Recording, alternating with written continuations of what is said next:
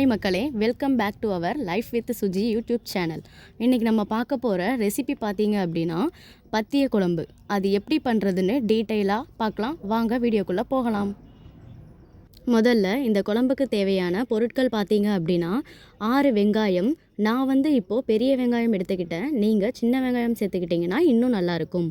அதுக்கப்புறம் 10 பல் பூண்டு, கறிவேப்பிலை 3 கொத்து எடுத்துக்கலாம். நெக்ஸ்ட்டு வெந்தயம் 1 ஸ்பூன், ஜீரகம் 1 ஸ்பூன், மிளகு 2 டேபிள் ஸ்பூன். அப்போ தான் காரமாக இருக்கும். நெக்ஸ்ட்டு மல்லி 1 ஸ்பூன். இதெல்லாம் இப்போ நம்ம ரெடியாக எடுத்து வச்சுக்கலாம். அடுத்து ஒரு பவுலில் லெமன் சைஸ் அளவு புளியை இப்போ நம்ம ஊற வச்சுக்கணும்.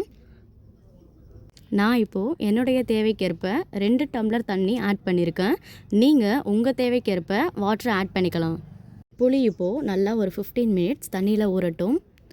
அது வரைக்கும் புளியை நம்ம மூடி வச்சுக்கலாம். நெக்ஸ்ட்டு நமக்கு தேவையான பொருள்லாம் ஒரு கிளான்ஸ் பார்த்துடலாம்.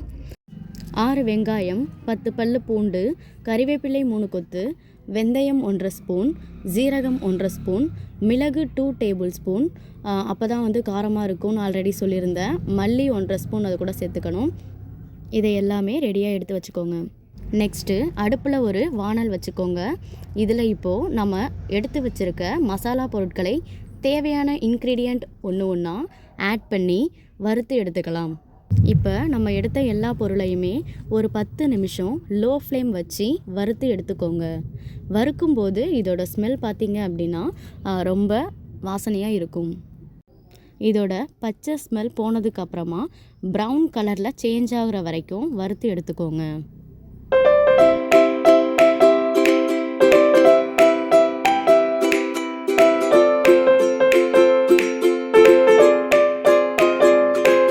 இது போல் கோல்டன் ப்ரௌனில் இருக்கணும்.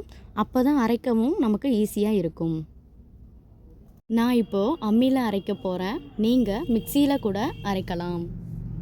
நல்ல ஒரு பவுடர் கன்சிஸ்டன்சி வர வரைக்கும் அரைச்சி எடுத்துக்கோங்க.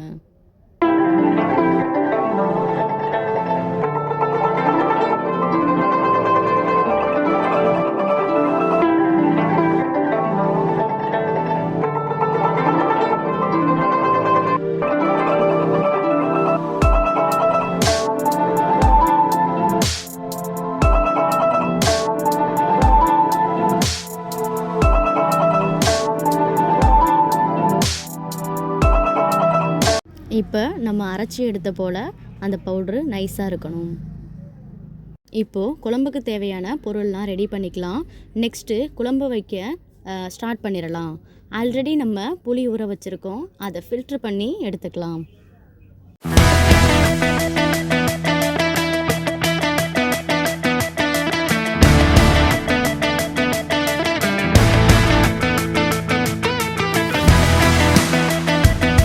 நெக்ஸ்ட்டு அடுப்பில் மண் சட்டி வச்சுக்கலாம்.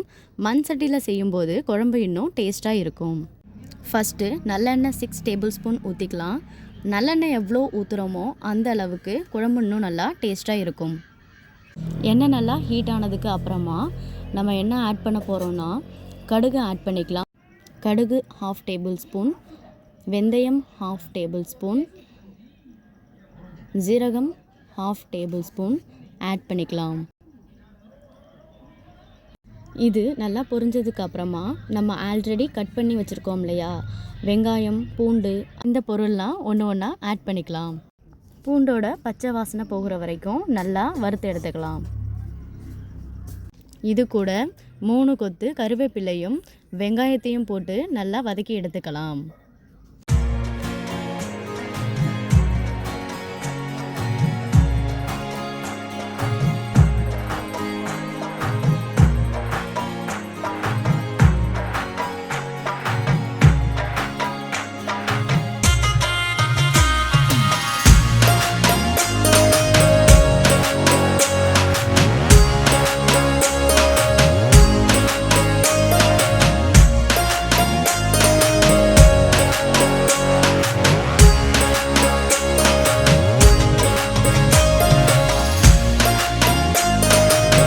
இப்போ இது நல்லா கோல்டன் ப்ரௌன் ஆகிருச்சு. இது கூட ஆல்ரெடி நம்ம கரைச்சி வச்சுருந்த புளி தண்ணியை சேர்த்துக்கலாம். தேவைக்கேற்ப உப்பு, 1.5 டேபிள் ஸ்பூன் மிளகாய் தூளை ஆட் பண்ணிக்கலாம். இது கூடவே 1/2 டேபிள் ஸ்பூன் மஞ்சத்தூள் ஆட் பண்ணிக்கோங்க.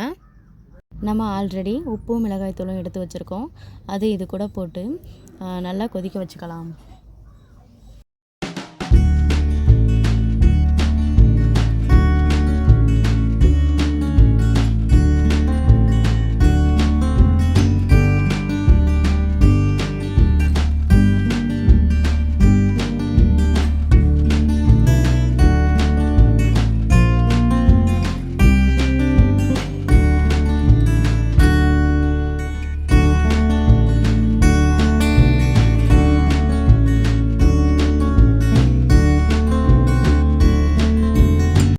இப்போ மூடியை ஓப்பன் பண்ணிக்கலாம். நல்லா கொதித்து வந்துருச்சு. இந்த கன்சிஸ்டன்சிக்கு வந்ததுக்கப்புறமா நம்ம ஆல்ரெடி பொடி பண்ணி வச்சுருக்கோம் இல்லையா, அதை எடுத்துக்கோங்க. அதை இதில் ஆட் பண்ணி எல்லாம் மிக்ஸ் பண்ணி விட்டுக்கோங்க. இந்த பவுட்ரு போட்டதுக்கப்புறமா ஒரு நல்ல திக் கன்சிஸ்டி வந்துடும். உங்களுக்கு வேணும்னா தண்ணி ஆட் பண்ணிக்கோங்க.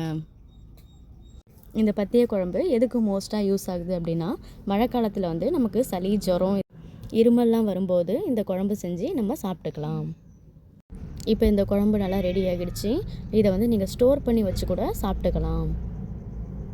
கடைசியாக ஃபைனல் டச்சாக நாட்டு சர்க்கரை யூஸ் பண்ணிக்கிட்டிங்கன்னா இன்னும் இந்த குழம்பு டேஸ்ட்டாக இருக்கும். மறக்காமல் இந்த குழம்பை நீங்களும் வீட்டில் ட்ரை பண்ணி பாருங்கள். அவ்வளோதான், நம்மளோட பத்திய குழம்பு ஒரு நல்ல கன்சிஸ்டன்சிக்கு வந்துடுச்சு. இந்த வீடியோ பிடிச்சிருந்துச்சுன்னா லைக் பண்ணுங்கள், ஷேர் பண்ணுங்கள், மறந்துடாமல் சப்ஸ்கிரைப் பண்ணிவிடுங்க. தேங்க்ஸ் ஃபார் வாட்சிங் மக்களே. பாய்.